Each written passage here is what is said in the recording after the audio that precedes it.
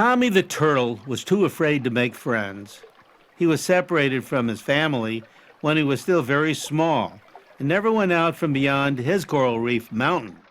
He had often seen other turtles playing nearby, but didn't know that they were family or friends. He never wanted to explore because he always thought he would get hurt or eaten by predators that lurked in the shadows. Hi, my name is Tommy. I'm a Hawksbill Sea Turtle living in the Atlantic Ocean along the coast of southern Florida. When I was still a teenager, I weighed about 80 pounds. Now I'm older. I weigh 180 pounds, and I'm 3 feet long.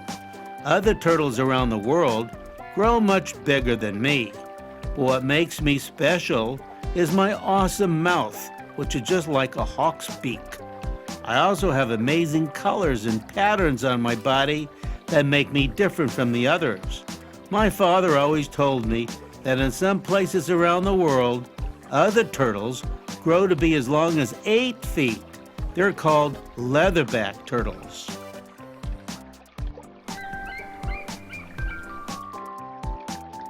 When I first swam into the ocean after my long run down the beach from where my nest was, I was very afraid.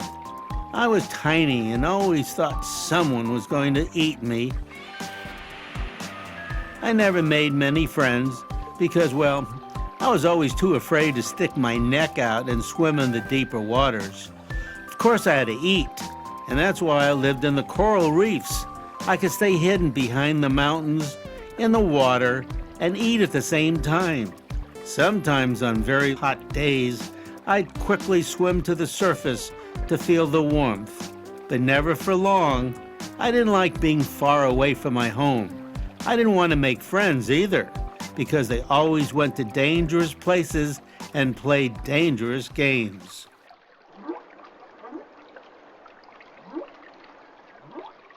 One day, I heard a knocking on my shell. "Go away! Go away," I said.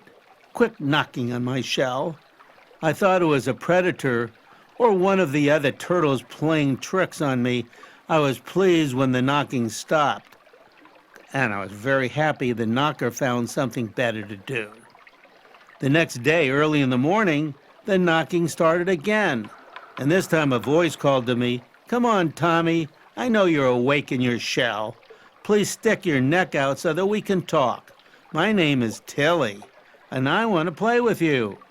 Now, although I was always at home in my shell near the safety of my underwater mountain, I knew who Tilly was.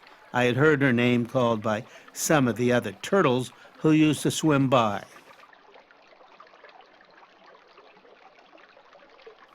"I know who you are," I said, "but I'm too afraid to come out. I don't want to swim among the rocks and possibly get hurt. Could you please go away? I don't need any friends." "Look, Tommy," said Tilly, "no one is going to hurt you. Most of these turtles were born on the same day, on the same beach as you, and they're actually family. We know you stay right behind this mountain all alone, and we don't think it's right. I've never been hurt by a predator, and neither have my friends. Brothers and sisters, all of us, we're safe. It is safe. Oh, please, won't you come out and play with us?" I laughed.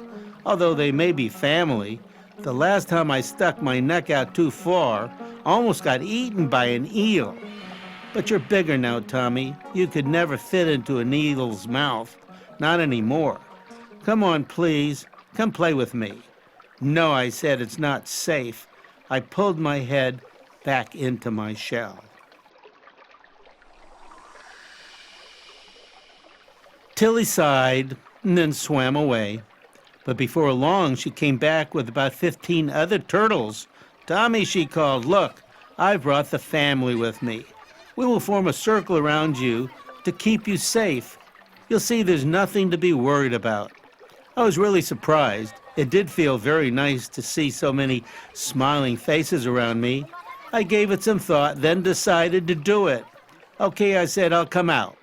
I slowly made my way from out behind the mountain.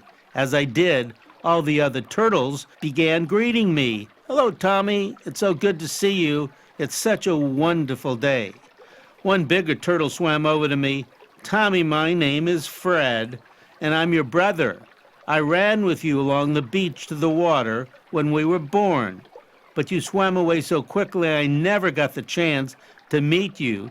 Now Tilly has managed to bring us together again."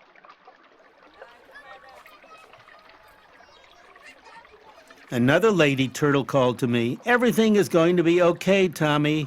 We're going to play Roll the Stone. Are you ready?" This was going to be easy. She pushed a round stone into the middle of a circle. All the turtles then stood around the circle and took turns trying to push the stone to one another. Whoever had the stone would push it to the turtle they wanted to catch it. Soon everyone had the chance to roll the stone, and what a great way it was for the whole family to meet up again. What was even better was the beautiful patterns that the stone made in the sand as it rolled from one turtle to the nest. We were artists, and we didn't even know it.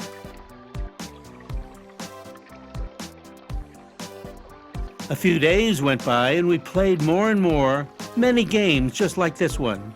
Tilly was not part of my family, but she was very close. She and I grew very close. One day she gave me a kiss on the nose, just like people. Only this felt much, much better. How happy it was that my family had been there, even after all that time, to bring me out from behind my mountain.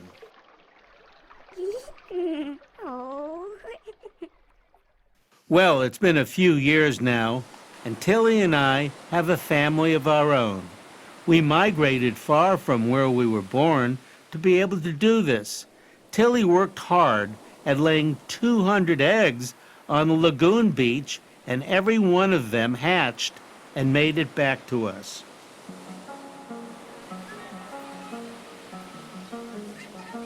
Of course, the first game Tilly and I taught them was Roll the Stone.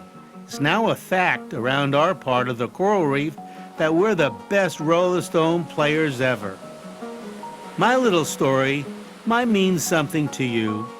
I learned that family will always be there in the end. We might get separated along the way, but we will always find each other.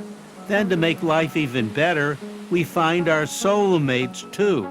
You know what they say, good friends are hard to find, and we're very lucky when we find the other kind.